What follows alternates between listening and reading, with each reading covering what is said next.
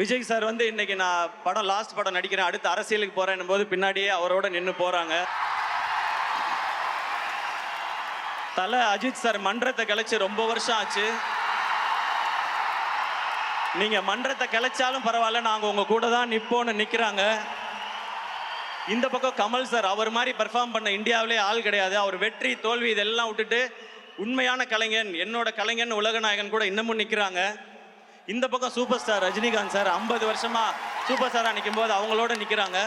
இந்த மாதிரி தான் அடுத்திருக்க Suriya sir, Vikram sir, Simbu sir, Dhanush சார்னு இவங்க எல்லாருக்கும் ரசிகர்கள் இருக்கிறாங்க. அப்படி போய் அவங்க ரசிகர்களை நம்ம எடுத்துக்க முடியாது. நம்ம ரசிகர்களை சம்பாதிக்கணும். என்னோட ஸ்ட்ரென்த்துக்கு நான் ஏதோ ஒரு 13 வருஷம் போராடி விழுந்து எந்திரிச்சு கஷ்டப்பட்டு நான் கொஞ்சம் பேரை சம்பாரிச்சிருக்கேன் இங்க.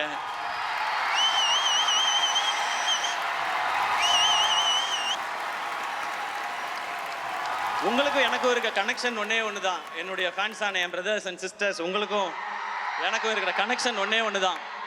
நான் நல்லா இருக்கணும், என் குடும்பம் நல்லா இருக்கணும், நான் ஜெயிக்கணும்னு நீங்கள் நினைக்கிறீங்க, அதே தான் நானும் நினைக்கிறேன். நீங்கள் நல்லா இருக்கணும், உங்கள் குடும்பம் நல்லா இருக்கணும், நீங்களும் வாழ்க்கையில் ஜெயிக்கணும்னு நான் நினைக்கிறேன்.